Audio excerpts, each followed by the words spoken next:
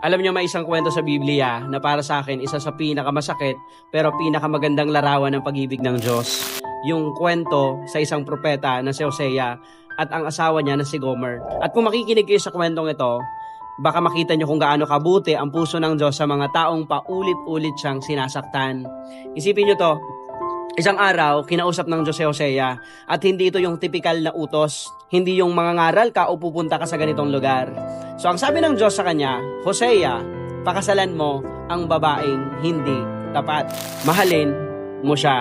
Kung tayo yon, siguro sasabihin natin, Lord, sure ka ba? Totoo ba to? Pero si Hosea, sumunod. At doon niya nakilala si Gomer. Maganda, maamo ang mukha, pero may nakaraan. Masakit at magulo. Pero utos ng Diyos yun. Kaya minahal ni Hosea si Gomer ng buong buo. Nagkaroon sila ng mga anak, nagkaroon sila ng tahanan, na para bang may bagong simula si Gomer. Pero ito na, isang araw, nagising si Hosea na wala na si Gomer sa tabi niya. Isang gabi lang, pero hindi na siya bumalik. At nang tumagal, nalaman niyang iniwan siya ni Gomer. Bumalik sa dating buhay, bumalik sa mga taong sumira sa kanya. So sa isip ni Hosea, ginawa ko na ang lahat, pero bakit? Ang sakit nun, yung binahal mo, tapos ikaw pa rin ang iiwan. Pero dito nagsimulang ipakita ng Diyos ang totoong mensahe. So habang nasasaktan si Hosea, kinausap ulit siya ng Diyos. Hosea, ganyan ang ginagawa ng Israel sa akin. Paulit-ulit nila akong nilalayuan, pero hindi ko sila kayang bitawan. At ngayon, ipapakita mo sa kanila ang klase ng pag-ibig na meron ako. Itong matindi, sabi ng Diyos kay Hosea, hanapin mo siya. Tubusin mo siya at mahalin mo siyang muli. So imagine that, kung ikaw iniwan ka na, babalikan mo pa ba? Pero si Hosea, sumunod.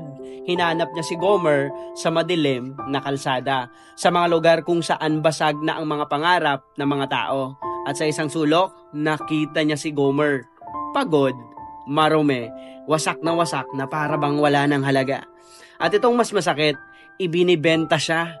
Parang bagay na wala ng kwenta. Pero sinabi ni Hosea, anong presyo kukunin ko siya? At binayaran niya, tinubos ang sarili niyang asawa.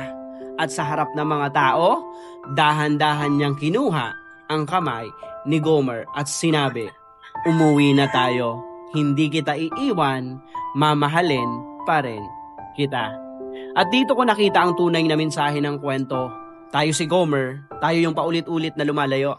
Tayo yung pumapalit sa Diyos para sa kasalanan, para sa mundo, para sa pansamantalang saya. Pero ang Diyos, siya si Hosea.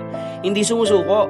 Inahanap tayo kahit tayo na mismo ang umiiwas at handa niyang bayaran ang presyo. Hindi pilak, hindi ginto, kundi dugo ng anak niyang si Jesus. Kaya kung may nanonood ngayon na pakaramdam mo malayo ka na sa Diyos, or marumi ka na, or hindi ka nakarapat-dapat, o bumalik ka sa dati mong buhay, tandaan mo to, hindi ka sinusukuan ng Diyos.